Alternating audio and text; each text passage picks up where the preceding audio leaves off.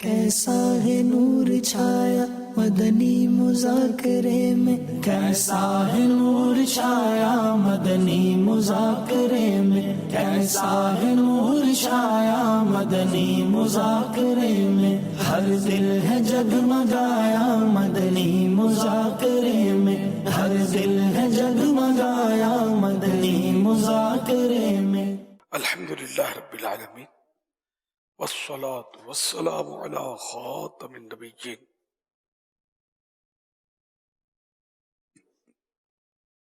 اما بعد فاعوذ باللہ من الشیطان الرجیم، بسم اللہ الرحمن الرحیم۔ الصلاة والسلام علیک یا رسول اللہ وعلی آلک واصحابک یا حبیب اللہ۔ الصلاة والسلام علیک یا نبی اللہ وعلی آلک واصحابک یا نور اللہ۔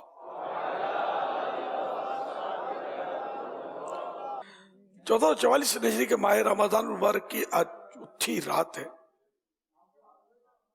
اس مناسبت سے ضیاء درود السلام پیج نمبر 4 سے فرمان آخری نبی صلی اللہ علیہ وآلہ وسلم نمبر 4۔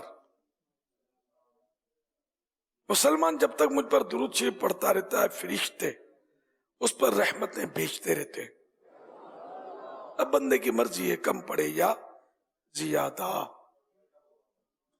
صلو علی الحبیب صلی اللہ علی محمد۔ امیر اہل سنت سے عرض ہے، روزے میں گرگرہ کیا یا ناک میں پانی چڑھایا تو کیا روزہ ٹوٹ جائے گا؟ دیکھا گیا ہے کہ غسل فرض ہونے کے باوجود افطار کے بعد گرگرہ کیا جاتا ہے۔ یہ غلط فہمی ہے، ایسا نہیں ہے۔ اپنے گرگرہ سنت ہے وضو میں، یعنی کلی جب کرتے ہیں نا وضو میں یا غسل میں، تو گرگرہ سنت ہے کلی کے لیے، اور روزے میں گرگرہ نہیں کریں گے۔ لیکن گرگرے سے روزہ نہیں ٹوٹے گا جب تک حلق سے نیچے پانی نہ اتر جائے اور روزہ بھی یاد ہو۔ اور رہا یہ کہ غسل میں غرغرہ کے حوالے سے کہا کہ وہ نہیں کرتے، وہ افطار کے بعد کرتے ہیں۔ ناک میں پانی جو چڑھاتے ہیں وہ افطار کے بعد چڑھاتے ہیں، اس سے پہلے نہیں چڑھاتے۔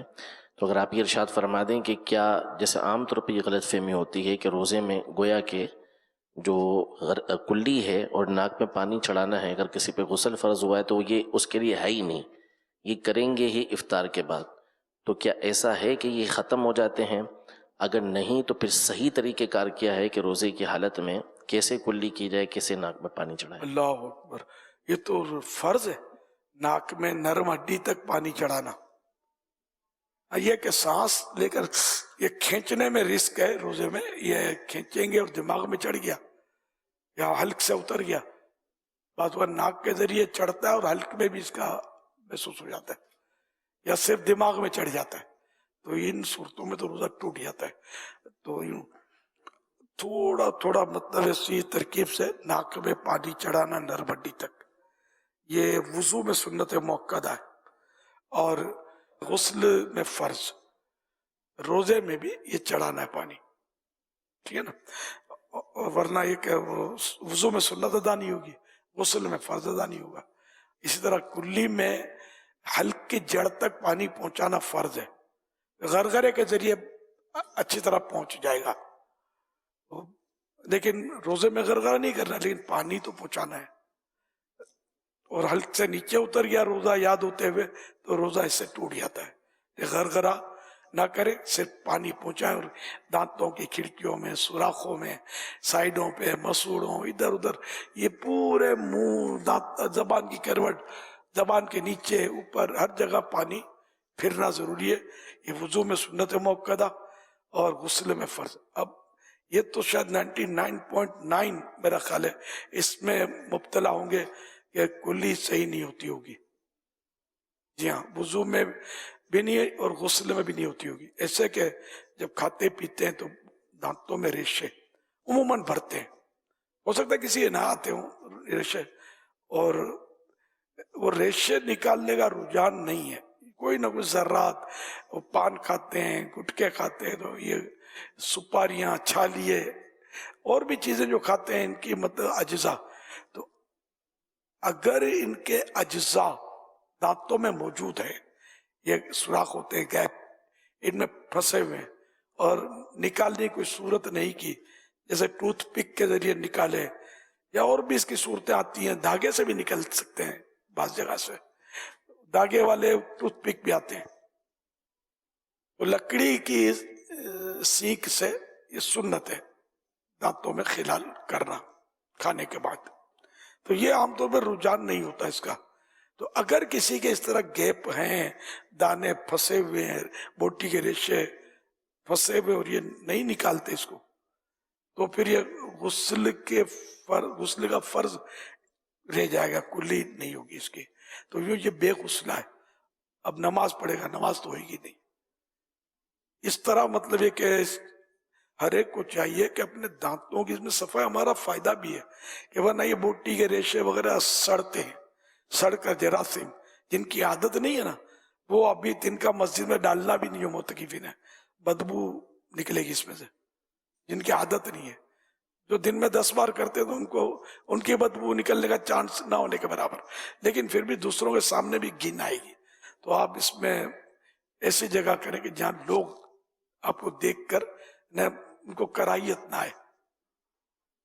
तो ये दांत तो साफ करने हैं, फिर अच्छी तरह मिसवाक करें ताकि दांत साफ हो जाए, वरना ये कि मुंह में बदबू मोतकीफिन के ज्यादा होने का चांस होता है कि ये सफाई को ये समझते हमको मौका नहीं, वुजू खाना होता है, थोड़ा टाइम देना पड़ेगा आपको। वुजू अब नमाज के लिए वुजू करने जाए तभी बोले हम मैं साफ करूं, तो ये थोड़ा मुश्किल है।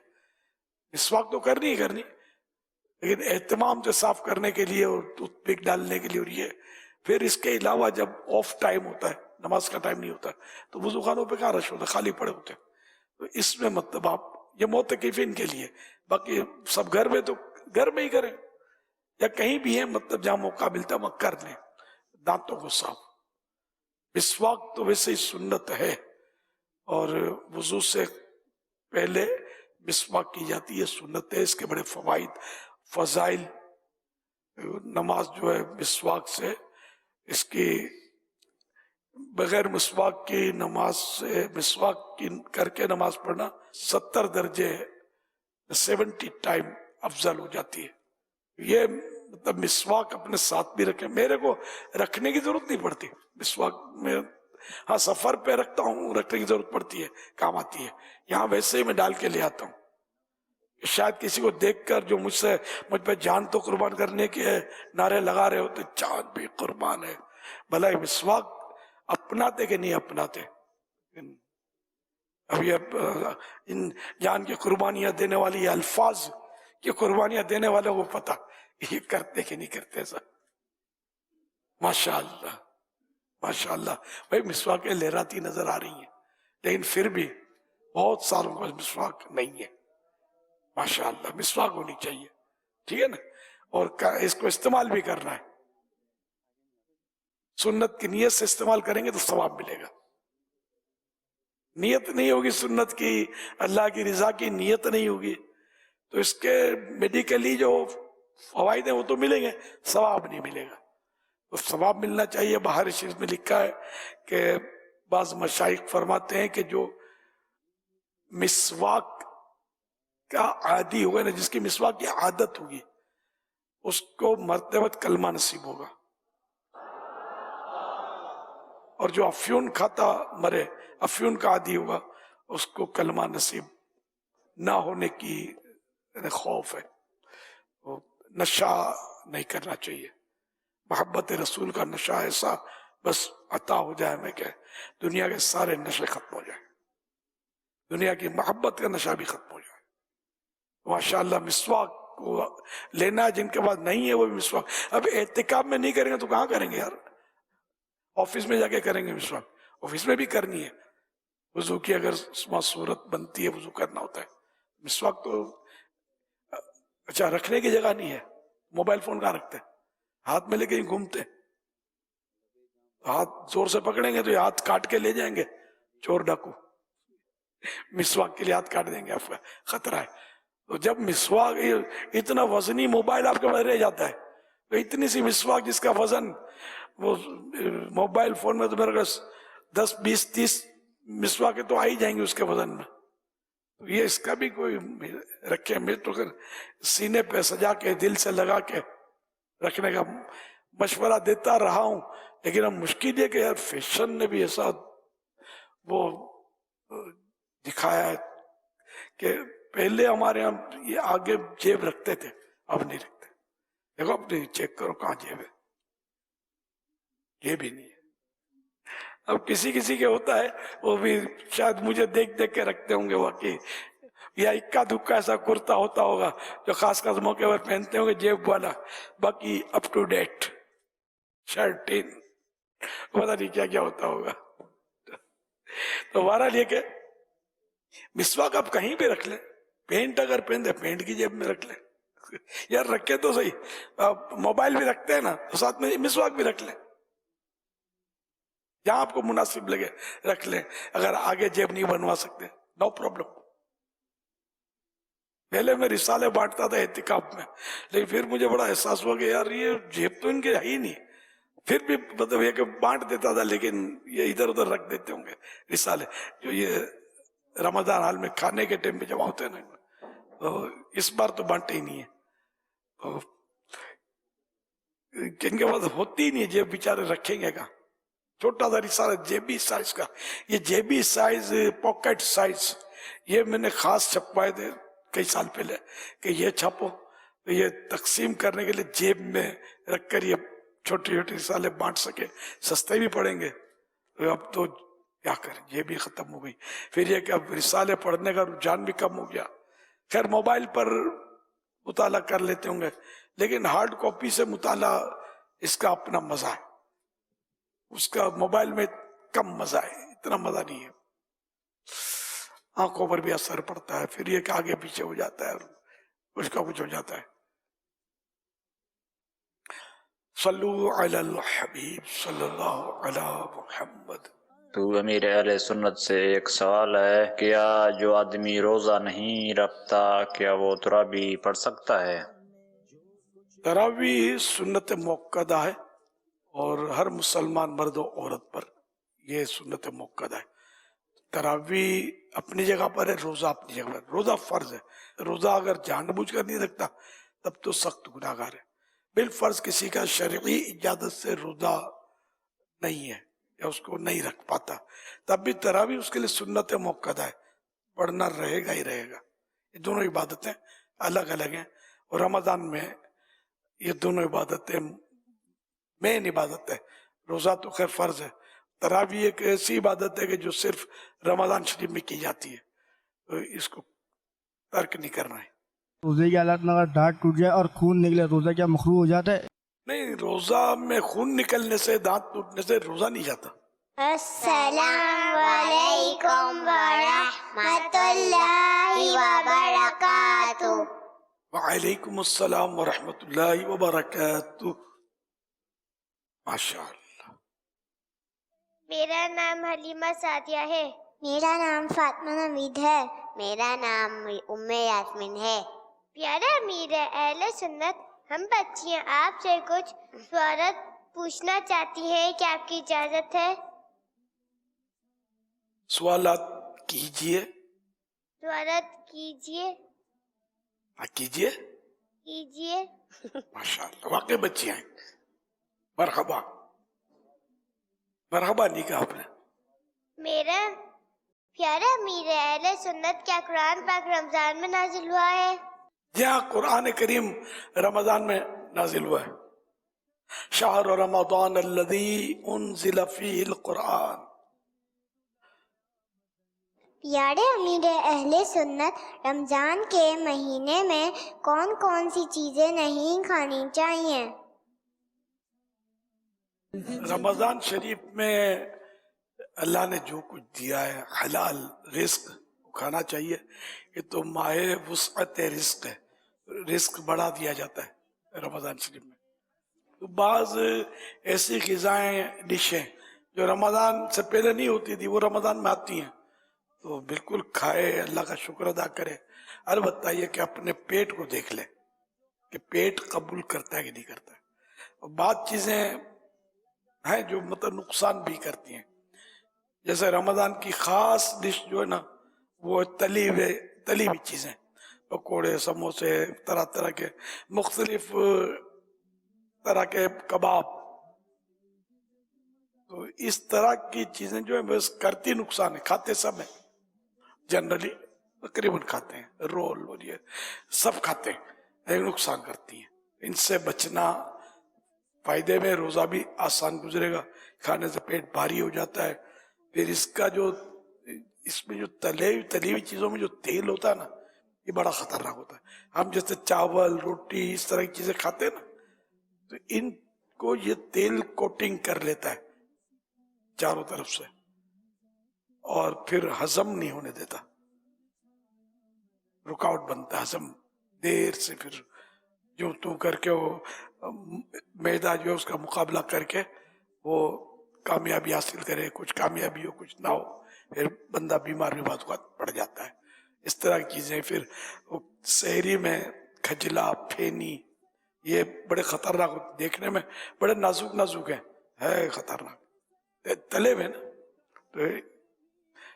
اور پراٹھا تو تقریباً ناشتے میں بھی لوگ پراٹھا کھا رہے ہیں. یعنی بھلے یہ وزن کو ان کو یہ تسلیم بھی کریں گے، ہاں یار وزن کم کرنا ہے، دعا کر دو بہت بڑھ گیا ہے. اور ناشتہ دیکھو تو پراٹھا برابر میں ملائی پڑی ہے. آپ بھی یار وزن کم کرنے کو بھول جاؤ، سمجھے. قبر چوڑی بنانے کی کوئی ترکیب رکھ لو، وصیت کر دو، اس میں اترے گی نہیں، سمجھے. اندر یہ چوٹ کرنے کے لیے کہہ رہا ہوں، کسی کی طرف دیکھنا نہیں چاہیے. ہر وزندار آدمی پراٹھا کھاتا ہو ضروری نہیں ہے. بعض اوقات ایسی دوائیں کھانے سے بھی بدن پھول جاتا ہے. تو خیر اگر کوئی وہ ہے بھی وزندار، پراٹھا کھا کر بھی وزندار ہوا تو اس کا مطلب دل آزاری کرنا جائز تھوڑی ہو جائے گا کہ ہم ہنسیں اس کے سامنے، مسکرائیں اور اس کو طنز کریں. نہیں، کل آپ کا پیٹ نکل آئے تو آپ کہاں جاؤ گے. اس لیے بار میں تو جنرل سمجھاتا رہتا ہوں کہ بیمار پڑ جاتے. پھر جب ڈاکٹر بولتا تو پھر بعض اوقات کہ ہاں یار آپ کی بات مان لیتے تو صحیح تھا. خیر اب اس میں نے بہت کچھ کہہ دیا. تو اس طرح کی میٹھی چیزیں، لال گلابی شربت کے بغیر افطار نہیں ہوتا، یہ خطرناک ہوتا ہے. لال گلابی شربت کو کیا سمجھتا ہے، بڑا لطف آتا ہے، منہ میں پانی آ رہا ہے ٹھنڈا ٹھنڈا گرمی میں. یہ اس میں ایک تو بھرپور چینی، بازاری شربت ہوتے ہیں عام طور پر، ہو سکتا ہے کوئی سیکرین وغیرہ بھی ملاتے ہوں. پھر اس میں ہوتے ہیں خوشبوئیں، ایسنس بھی ڈالتے ہوں، کوئی بھروسہ نہیں ہے. بعض لوگ اس میں وہ عطر بھی ڈال دیتے ہوں. تو یوں مطلب یہ لال گلابی شربت، نیلے پیلے طرح طرح کے شربت آتے ہیں، یہ عموماً صحت کے لیے نقصان دہ. گلا پکڑا جاتا ہے، بخار چڑھ جاتا ہے، کھانستے رہتے ہیں بیچارے، اور بہت کچھ ہو رہا ہوتا ہے. ابھی 2-4 دن تو کسی حد تک تراویح میں امن رہے گا، اور اس کے بعد یہ کباب سموسے کھا کر، یہ لال گلابی شربت پی کر، پھر یہ کھانسیاں لے کر تراویح میں آئیں گے. پھر یہ ہوگا بھول بھی جاتے ہوں گے بعض وقت. پھر ایک کو کھانسی آئی، دوسرے نے اس کی ریپلائی دینی ہے، تیسرا ایک نے ٹھاؤں کیا، ٹھاؤں ٹھاؤں ٹھاؤں، اس طرح یہ پھر ان کا وہ سر ملتا رہتا ہے. اب میرا خیال ہے میری اس بات کا اگر آپ یاد کریں گے آپ کو تجربہ ہوگا. اچھا، ہمارے یہاں کم ہوتی ہوگی کھانسی معتکفین میں، اس لیے ہم ان کو سموسے کھلاتے نہیں ہیں. ان کے بعد بھی پیسے ہوتے ہیں یا پتہ نہیں، بھلے نہ مہنگائی ہوتی رہے کچھ بھی ہو، دکانیں بنی ہوئی ہیں باہر، کباب سموسے پکوڑے سب ملتے ہیں، آزمائش ہے. تو یہ کہیں سے ہو سکتا ہے بعض لوگ حاصل کر لیتے ہوں گے. یہ 10 دن میں، آخری 10 دن میں آتے ہیں نا کھانسیاں لے کر، سمجھے، وہ پھر بھی باز نہیں آتے. وہ مدنی مذاکرے سے بھی دلچسپی کم، سب کو نہیں ہوتی. تو یہ بس اعتکاف ہے، ذوق ہے، جذبہ ہے. یہ باہر بیٹھ جائیں گے، وضو خانہ آپ کو بھرا ہوا ملے گا، دیکھنے جانا نہیں. اس طرح کے لوگوں کا کہ جو خالی فارمولیٹی کے طور پہ شاید یہاں آتے ہوں گے کہ یہاں مزہ آئے گا، تو وہ مدنی مذاکرے میں یا دیگر حلقوں میں یہ دلچسپی کم. تو یہ بیچارے کباب، سموسے، رول، یہ وہ، آخر ان کی بھی تو روزی چڑھی ہے. डॉक्टर की रोजी चढ़ी है, हम लोग तो मुफ्त दवाएं देते हैं, अब जो चंदे देते हैं उनको सवाब मिलेगा। ये कई ऐसे होते हैं एहतिकाफ में जो पड़े होते हैं, बुखार में तप रहे होते हैं बेचारे, ये 10 दिन, आखिरी 10 दिन जो आएंगे ना, इसमें शायद इसके नज़ारे ज्यादा होंगे। जो तरह तरह के वो गिजाएं कबाब समोसे खा कर आए होते हैं, वो यहाँ आकर बेचारे आजमाइश में बास आ जाते हैं। या ईद के दिनों में 27वीं बुखार चढ़ता है, गला आ जाता है, बेचारे पेट के मसले, तो कहे तो फुना, तो ये तरकीब होती है। अब जिसको हुई हम ये नहीं समझेंगे इसके कबाब समोसे निकल रहे, ये जरूरी नहीं है। वैसे ही मुझे भी ईद के दिन आना कि कबाब समोसे मुझे तो खासकर रमजान में तो देखने भी नहीं मिलते, खाना तो दूर की बात है, हमारे अंदर कहाँ से आएंगे? हम मंगवाएंगे तो आएंगे ना, हम मंगवाते नहीं है ना। मेरे पास कोई आमदोरफ्त लगी रहती है, पकौड़े आ रहे हैं तो समोसे आ रहे हैं तो बर्गर आ रहे हैं, अंदर मेरे पास तो मेरे एसी भी नहीं है मेरे पास, अल्हम्दुलिल्लाह। मतलब ना मुझे चाहिए लगाऊं तो 12 लगा लूंगा, मेरे को कमी कौन सी है? अल्लाह का दिया बहुत कुछ है, अल्हम्दुलिल्लाह।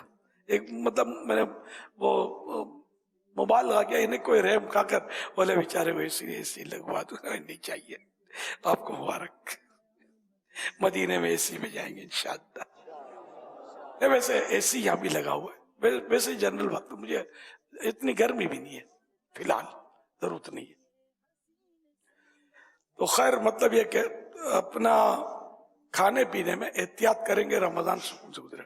तो मैंने कहा ना, मेरा भी नज़ला और या अमूमन रमजान के आखिरी दिनों में लग जाता है, तो हालांकि खाने पीने मेरी वो चीजें हैं नहीं, मतलब अल्हम्दुलिल्लाह एहतियात काफी होती है। तो ये तो नींद का पूरा ना होना ये भी सबब होता है। फिर मशक्कत सारा साल नहीं होती, रात को देर तक मदनी मुज़ाकरा, फिर फजर में भी थोड़ा बहुत कोशिश होती है बयान, कुछ सुन्नतें मसाइल वगैरह अर्ज करता हूँ, और फिर असर के बाद का, तो यूँ बिल्कुल रूटीन जो है आम पूरे साल की अलग होती है, ये रूटीन चेंज होता है। फिर मुसलसल डेली डेली डेली एक ही रूटीन के साथ। अच्छा, फिर यहाँ से जाने के बाद भी मुझे एक बयान करना होता है, इनवान होकर के मुझे इतने सारे सुती पैगाम आते हैं, वो रिकॉर्डिंग करनी होती है, कभी आध घंटा, कभी पौन घंटा, कभी 35 मिनट, कभी 40 मिनट, कभी 18 मिनट। तो ये यूँ मतलब एक ये भी तो नींद भी चढ़ती है बाज़ औक़ात, तो मैं वो टहलते टहलते भी थोड़ा बहुत कर लेता हूँ, तो फिर शिकायत आती है क्वालिटी सही नहीं है, अब क्या करूँगा। अब बैठे बैठे मैं कभी कभी सो भी जाता हूँ, बैठे बैठे आंख लग जाती है, ऐसा भी होता है। रमजान के अलावा की बात कर रहा हूँ, ये मेरा तकरीबन ये डेली का है। अगर कभी कोई वजह हो जाए, रुकावट हो जाए, रमजान में हो सकता है कोई रुकावट हो जाए कभी कोई, लेकिन अभी तक तो नहीं हुई रुकावट। 3 दिन तो हो रहा है, फिर दूसरे दिन लोड बढ़ जाता है। मरने का जो सिलसिला है वो रुकेगा नहीं, मरीज बीमार इनका रुकेगा नहीं, बच्चों की पैदाइश रुकेगी नहीं, वो तो अपने हिसाब से। तो जो एक तरकीब है हमारी, फार्म आते हैं, जमा होते हैं, और मदनी चैनल की भी एक हमारी मजलिस है, फिर अल मदीनतुल इल्मिया की मजलिस है, तो इनके थ्रू ये सब तरकीब बन के मुझे आता है। तो अल्हम्दुलिल्लाह, अल्लाह कबूल फरमाए।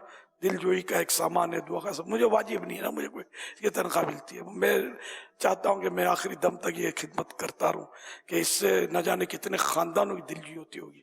अल्हम्दुलिल्लाह, अल्लाह करे कोई सी मजबूरी ना आ जाए, बुखार चढ़े, कुछ भी हो, मैं कोशिश करता हूँ नागा ना हो मुझसे, अल्हम्दुलिल्लाह।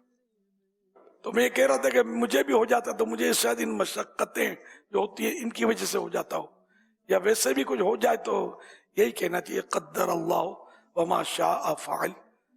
अल्लाह पाक ने जो चाहा वो हुआ, जो मुक़द्दर किया, जो चाहा वो हुआ। यूं ना करता तो यूं ना होता, ये मना है, ये ना कहा जाए। सल्लु अलल हबीब सल्लल्लाहु अलैहि वसल्लम। प्यारे अमीर अहले सुन्नत, कुछ लोग कहते हैं कि मेरा खाने पीने का रोजा है, क्या ऐसा भी कोई रोजा होता है? खाने पीने का रोजा? हाँ, ये मजाक में लोग कहते हैं, बच्चे कहते हैं ज्यादातर शायद, میرا تو کھانے پینے کا روزہ ہے. اگر بچے چھوٹے کہتے ہیں تو پھر تو حرج نہیں ہے. بڑا اگر روزے کا مذاق معاذ اللہ اڑائے تو یہ تو بہت دور نکلے گا. اگر مذاق اڑانا ہی مقصود ہے روزے کا پھر تو کفر ہو جائے گا نا کہ تو اللہ کی عبادت ہے روزہ تو. اور یہ پتہ بھی ہے کہ روزے میں کھانا پینا نہیں ہوتا. دوبارہ یہ کہ بچوں کی بھی اگر بولے تو ان کو سمجھا دیا جائے کہ ایسا نہ بیچارے بڑے ہو جائیں یہ عادت پڑ جائے. صلو علی الحبیب صلی اللہ علی محمد. پیارے امیر اہل سنت، کیا رمضان المبارک کے علاوہ بھی کسی اور مہینے میں روزے رکھ سکتے ہیں؟ ہاں بیٹے، وہ 5 روزے سال میں حرام ہوتے ہیں. رمضان شریف کے فوراً بعد عید آتی ہے تو اس عید کا ایک دن روزہ جو ہے یہ حرام نہیں رکھنا ہے. اور بقرعید کے 4 دن 10 11 12 13. 10 تاریخ کو تو عید ہوتی ہے ذوالحجہ کی، اور پھر کنٹینیو مطلب 10 11 12 13 ذوالحجہ، یہ 4 دن جو ہے یہ روزے رکھنا حرام. ان 5 دن کے علاوہ باقی سال میں جب چاہے روزے رکھ سکتے ہیں. صلو علی الحبیب صلی اللہ علی محمد. پیارے امیر اہل سنت، کیا بچے بھی مسجد میں اعتکاف کے لیے بیٹھ سکتے ہیں؟ اگر بچہ سمجھدار ہے اور ساتھ میں کوئی بڑا بھی ہے، والد ہے، بڑا بھائی ہے، بچہ سمجھدار ہو 8 10 12 سال کا ہو تو وہ اگر اعتکاف کو بھی سمجھتا ہے تو وہ بھلے بیٹھے. اگر وہ مسجد کا احترام پامال نہیں کرتا، ہماری باغا باغی اڑاوڑی نہیں کرتا تو بالکل بیٹھے. اچھا بھی عادت پڑے لیکن بڑے کی نگرانی میں بیٹھے، یہ اس میں آسانی ہے، بہتری ہے. پیارے امیر اہل سنت، رمضان المبارک کے مہینے میں دعا قبول ہونے کا وقت کون سا ہے؟ دعا قبول ہونے کا وقت، یہ تو سارا رمضان قبولیت کا مہینہ ہے. تو اس میں ایک تو سحری کرنے کے بعد دعا قبول ہوتی ہے، دوسرے افطار کرنے کے بعد دعا قبول ہوتی ہے. مشہور یہ ہے کہ لوگ افطار سے پہلے دعا کرتے ہیں، ہمارے جی ہم بھی کرتے ہیں، لیکن جیسے کھجور کھا لی یا پانی کے گھونٹ پی لیا تو ابھی افطار ہو گیا، اب جو دعا موقع نہیں ملتا، اذان ہو رہی ہوتی ہے. تو بہرحال یہ کہ یہ قبولیت کا وقت ہے، ہمارے یہاں اس کی بھی دعا ہم لوگ کرتے ہیں قبولیت کے وقت میں. الحمدللہ. صلو علی الحبیب صلی اللہ علی محمد. میرا امیر اہل سنت کی بارگاہ میں یہ سوال ہے کہ کیا 4 رکعت تراویح کے بعد تسبیح تراویح پڑھنا ضروری ہے، اور اگر کسی کو یہ یاد نہ ہو اس کی جگہ کوئی اور پڑھ سکتا ہے دعا وغیرہ؟ یہ تسبیح پڑھنا ضروری نہیں ہے، دوسرے کلمے پڑھے جو بھی، اگر چپ بھی رہا تب بھی کوئی گناہ نہیں ہے. اور یہ 4 رکعت کے بعد بیٹھنا یہ مستحب ہے، نہ بھی بیٹھا تب بھی گناہ نہیں ہے. اور 4 رکعت کے بعد بھی اتنا بیٹھنا کہ جتنا 4 رکعت جتنی دیر میں پڑھی جا سکیں. تو اتنا تو کہیں بھی میں نے دیکھا ہی نہیں کہ بیٹھتا ہو کوئی. سر وہ یہاں 20 رکعت نہیں پڑھی جاتی، جلدی والی ڈھونڈتے ہیں تو جا میں آتا ہوں، ایسی مسجدیں ڈھونڈتے ہیں کہ جہاں فٹافٹ قاری صاحب جو ہیں، وہ قاری صاحب ہیں یا ڈنڈی والے کاف کے قاری صاحب ہی ہوتے ہیں بس. وہ قاری صاحب کو تو تجوید کے ساتھ جتنا مطلب شرعن ضرورت ہے پڑھنے میں کچھ تو دیر لگے گی، یہاں تو مطلب سمجھ ہی نہیں آتی، یا اللہ اکبر، سمجھ ہی نہیں آتی کیا پڑھنا ہے. اس طرح پڑھنا تو جب حروف چبا لیتے ہیں تو یہ تو گناہ گار ہوگا اس طرح پڑھنے سے. تو لوگ ایسے کو ڈھونڈتے ہیں. میں چٹکلا کبھی سنایا کرتا ہوں کہ مولانا مفتی وقار الدین صاحب رحمۃ اللہ نے قاری خیر محمد صاحب، ایک مشہور قاری، شاید وہ بھی تو بزرگ ہوں گے یا حیات ہوں گے نہیں، تو اللہ پاک رحمت کرے، اچھے قاری صاحب تھے، استاذ القرہ. ان کی ترکیب کی کہ یہ ہمیں تراویح پڑھائیں. لوگ کہیں گے وہ صحیح پڑھتے تھے، صحیح سننے کے لیے کوئی تیار ہی نہیں ہے. لوگ مطلب باغم باغ بس. تو اب اس میں 4 رکعت جتنا بیٹھیں گے کہاں یہ مزید تربیہ. تو حالات بہت خراب ہیں. اللہ پاک صحیح تراویح پڑھنے کی ہمیں توفیق عطا فرمائے. رمضان کی اہم اور مین عبادت ہے تراویح. مطلب سارے سال میں ملتی نہیں ہے. کیسی مسجدوں میں رونق ہو جاتی ہے تراویح سے. پڑھنی چاہیے, جہاں صحیح پڑھائی جاتی ہے وہاں پڑھنی چاہیے. صلو علی الحبیب صلی اللہ علی محمد.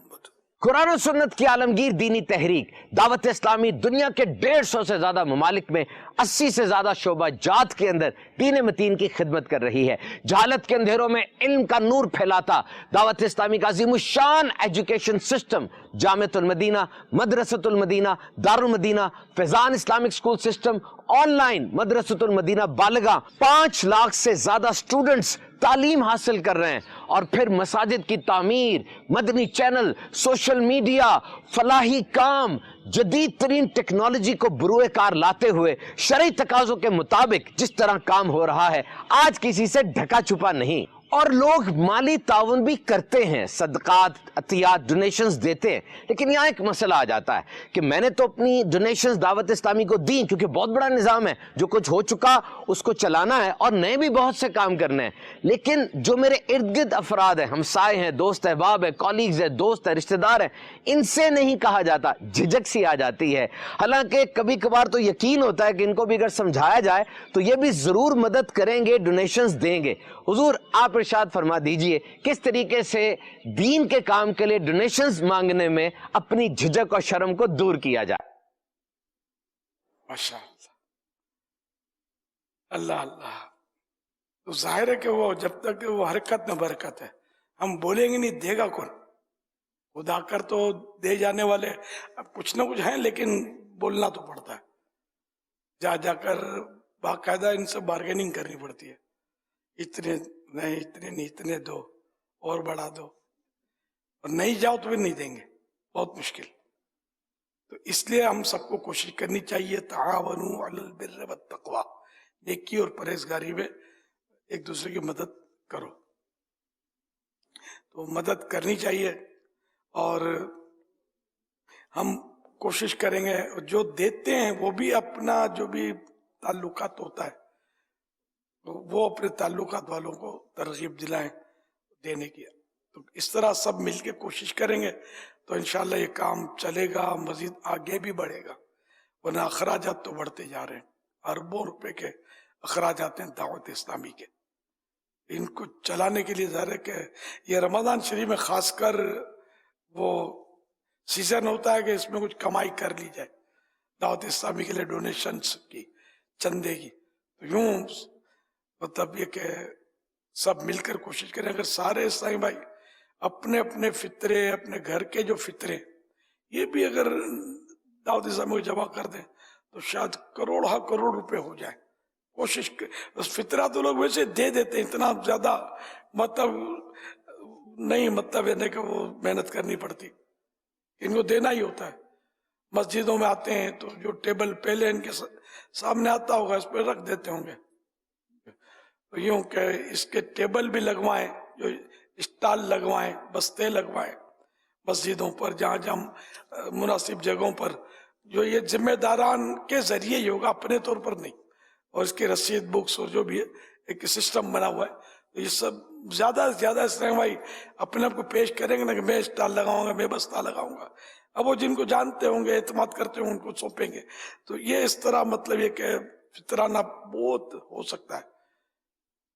اب ہم دعویٰ کرتے ہیں لاکھوں ہیں, ہمارے پاس کروڑوں دعوت اسلامی میں اسلامی بھائی ہیں, لیکن سب یعنی کہ اس سے ایکٹیو نہیں ہوتے کہ اس معاملے میں تھوڑا آگے بھی بڑھیں, شرماتے ہیں. تو یہاں شرم تو اڑانی پڑے گی.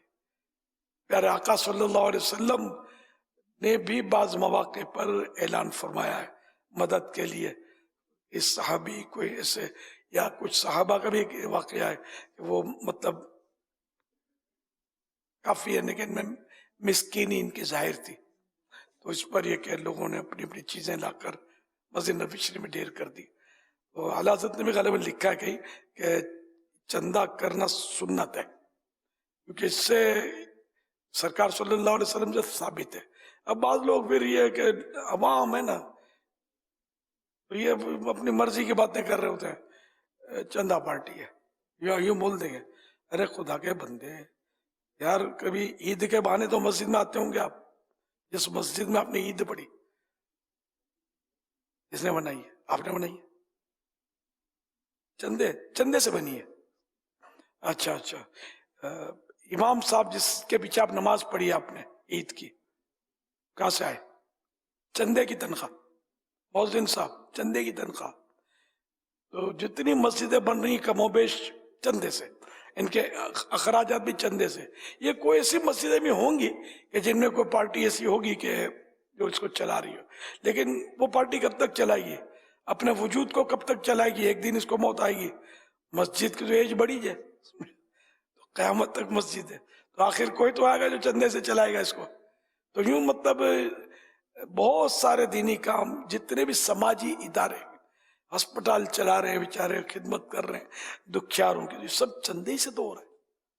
इसमें चंदा पार्टी कहकर क्यों किसी की दिल आजारी की जाएगी? यार ये मौलाना आया अब ये चंदे की बात करेगा। ये मौलाना तेरा मोहसिन है मेरे भाई, तेरे ऊपर एहसान करता है। तुम खाली मतलब यानी के आकर नमाज पढ़ लेते हो, ये तुम्हारे लिए मस्जिद बनाता है, ये तुम्हारे लिए मदरसा बनाता है, तुम्हारे बच्चों को कुरान पढ़ाता है। ये मौलाना जो तुमसे चंदा लेने के लिए आया है, ये मौलाना हमारे मोहसिन है जो चंदा लेने आते हैं, वरना तो हमको एक भी मस्जिद ना मिलती, चंदा ना होता तो शायद। तो ये बातें उमूमन मौलाना हजरात के लिए ही ज़्यादातर कोई कहने वाले कहते हैं, वरना तो अगर ये अगर गौर करें तो बड़ी अहम एयरलाइंस जो हैं वो भी अपनी NGOs के ज़रिए और अपने इस इदार फाउंडेशन के ज़रिए बाकायदा जहाज़ के अंदर चंदे के ऐलान होते हैं। बड़ी बड़ी दुनिया भर की NGOs कंपनी होती है जो चंदे का ऐलान करती हैं, लेकिन इनके बारे में कोई इस तरह की बातें करते हुए कम सुनी जाती है कि या देखो ये चंदा कर रहे होते हैं। लेकिन जहाँ अल्लाह और उसके रसूल के दीन के लिए चंदा करें, मस्जिद के लिए चंदा करें, वहाँ उमूमन इस तरह की बातें कहने वाले आ जाते हैं। वरना तो ये अपने का अस्पताल हैं, ये सब इनके लिए उमूमन लोग इसी तरह की बातें करते हुए कम सुनाई देते हैं। ज़्यादातर जो लोग इस तरह की जो कमज़ोर बात करते हैं, ये मजहबी और दीनी ताल्लुक़ से जो लोग चंदा या डोनेशन कर रहे होते हैं कि मस्जिद बनानी है, मदरसा चलाना है, कुरान हदीस की तालीम आम करनी है, तो उनके बारे में बाज़ औक़ात ये बातें करते हैं। तो चंदा तो दुनिया में मतलब कि शायद लाखों NGOs बनी हुई हैं, लाखों ऐसे फाउंडेशन या हज़ारों फाउंडेशन ऑर्गेनाइजेशंस बनी हुई हैं जो चली डोनेशन के ऊपर रही हैं। बड़े बड़े इदारे डोनेशन के ऊपर चल रहे हैं, वो बन भी डोनेशन के नाम पर रहे होते हैं, मगर जब दीन की बात आती है तो फिर हमारे को लगता है शैतान इस तरह के वसवसे डालता है। मुल्क की सतह पर भी चंदा होता है। जी, जब कोई बड़ी आफत आती है तो खुद यानी कि प्राइम मिनिस्टर भी चंदा करते हैं। अभी भी हमारे मोबाइल पर जब कोई घंटी बजती है, जब मोबाइल पर हम घंटी मारे तो अभी भी आज की तारीख में भी चंदे की अपील है। आज की तारीख की बात कर रहा हूँ। अगर हम कॉल करते हैं तो जहाँ घंटी जा रही होती है तो घंटी के साथ साथ चंदे की अपील आ रही होती है। बाकायदा इस पर मोबाइल फ़ोन में ये हमारे लाखों लोगों को पता होगा, हमारे मुल्क में रहने वालों को। तो ये आप सही कह रहे हैं, चंदे की अपील तो जारी है, ये सैलाब वालों के लिए। हाँ, अब ये भी ज़रूरत है ना जी। सल्लु अलल हबीब सल्लल्लाहु अलैहि मुहम्मद, फरमाने आखिरी नबी सल्लल्लाहु अलैहि वसल्लम, ला इलाहा इल्लल्लाहुल हलीमुल करीम, सुब्हानल्लाहि रब्बिस समावाति सब'i व रब्बिल अर्शिल अज़ीम। जिसने 3 मरतबा पढ़ा उसने गोया शब कद्र हासिल कर ली। आइए मिलकर पढ़ते हैं। ला इलाहा इल्लल्लाह अल हलीमुल करीम, सुब्हानल्लाहि रब्बिस समावाति as-sab'i व रब्बिल अर्शिल अज़ीम, ला इलाहा इल्लल्लाह अल हलीमुल करीम, सुब्हानल्लाहि रब्बिस समावाति as-sab'i व रब्बिल अर्शिल अज़ीम, ला इलाहा इल्लल्लाह अल हलीमुल करीम, सुब्हानल्लाहि रब्बिस समावाति as-sab'i व रब्बिल अर्शिल अज़ीम, सल्लु अलल हबीब सल्लल्लाहु अलैहि मुहम्मद। हज़रत सैयदना अब्दुल्लाह बिन अम्र बिन आस रज़ियल्लाहु अन्हुमा فرماتے ہیں جو یہ دعا کسی مجلس سے اٹھتے وقت 3 مرتبہ پڑھے اس کی خطائیں مٹا دی جاتی ہیں، اور جو مجلس سے خیر و مجلس سے ذکر میں پڑھے تو اس کے لیے خیر یعنی بھلائی پر مول لگا دی جائے گی۔ آئیے مل کے پڑھتے ہیں۔ سبحانک اللہم وبحمدک لا الہ الا انت استغفرک واتوب الیک۔ سبحانک اللہم وبحمدک لا الہ الا انت استغفرک واتوب الیک۔ سبحانک اللہم وبحمدک لا الہ الا انت استغفرک واتوب الیک۔ صلو علی الحبیب صلی اللہ علی محمد۔ کیسا ہے نور چھایا مدنی مذاکرے میں، کیسا ہے نور چھایا مدنی مذاکرے میں، کیسا ہے نور چھایا مدنی مذاکرے میں، ہر دل ہے جگمگایا مدنی مذاکرے